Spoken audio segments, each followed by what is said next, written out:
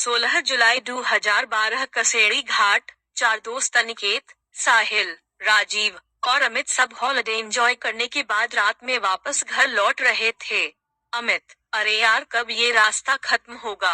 2 घंटे से इसी रास्ते पर भटक रहे हैं, बैठे बैठे कमर में मोच आ चुकी है।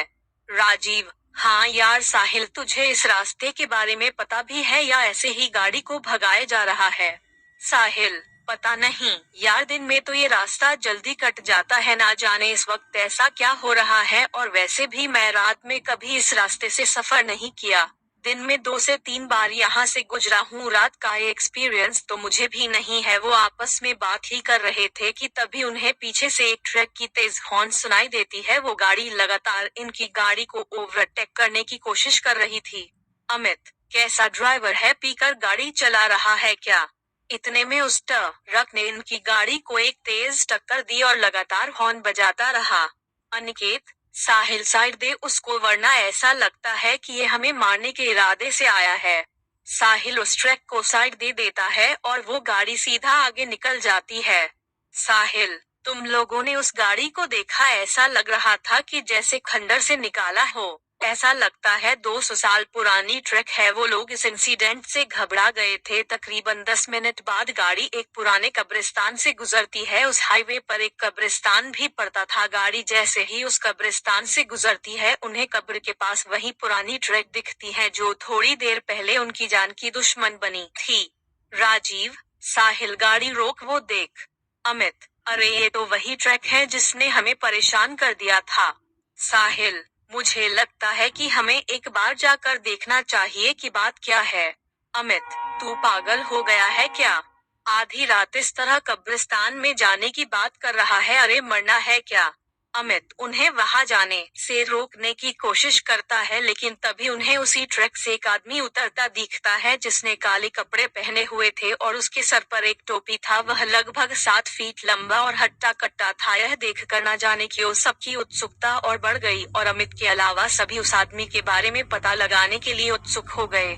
सभी उस आदमी के पीछे जाते हैं और अमित को भी मजबूरन उन तीनों के साथ जाना पड़ता है। चारों जब उस ट्रक के दीवार के पास पहुंचे तो उनका दिल बैठ गया। उन्होंने जो देखा उसे देखने के बाद उनके रोंगटे खड़े हो गए। उन्होंने देखा कि एक ट्रक ड्राइवर कब्र खोदकर लाशों को निकाला और उसे बेरहमी से खाए जा रहा था। वह जिस्म के हर एक अंग को निकालकर गंदी तरह से खाए जा रहा था।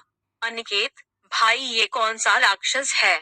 निकलो यहाँ से जल्दी से। हड़बड़ाहट में सब वहाँ से एक साथ भागे, लेकिन अमित इतना डरा था कि वह हिल भी नहीं पाया। कदमों की आवाज सुनकर उस शैतान को पता चल गया कि कोई उस पर नजर रख रहा है।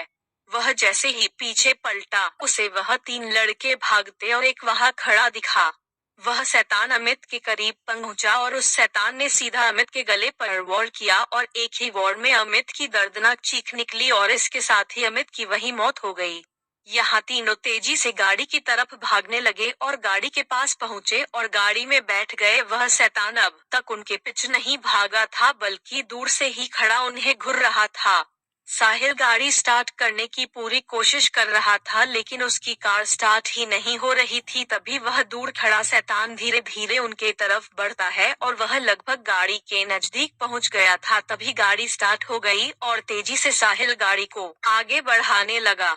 वह शैतान इन तीनों के पीछे पड़ चुका था और तभी वह हवा में उड़ा और सीधा गाड़ी पर कूद गया। और जैसे ही अनिकेत उसे देखने के लिए अपनी मुंडी गाड़ी से बाहर निकाली, तभी उस शैतान ने अनिकेत का सर अपनी भारी तलवार से काटकर अलग कर दिया और उसका अधकटा शरीर गाड़ी में ही फड़फड़ाने लगा। यह देखकर साहिल और राजीव दोनों डर गए और दोनों जान बचाने के लिए चलती गाड़ी से कूद गए।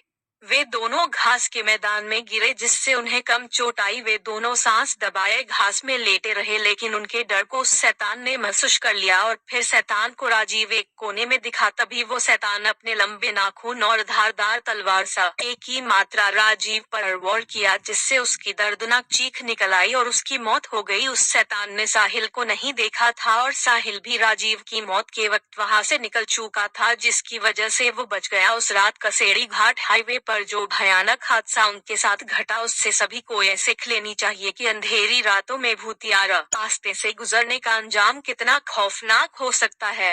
कहते हैं उस भूतिया सड़क की कहानी में कोई शैतान है जो हर रात बारह से टीन के बीच अपने पुराने खतरनाक ट्रक से अपने शिकार का पीछा करता है और उसे मरकर कब्रिस्तान में दफन कर देता है और अगली रात उसे कब्र से निकालकर उसके जिस्म के टुकड़ों को खाता है जिससे वो अमर रह सके।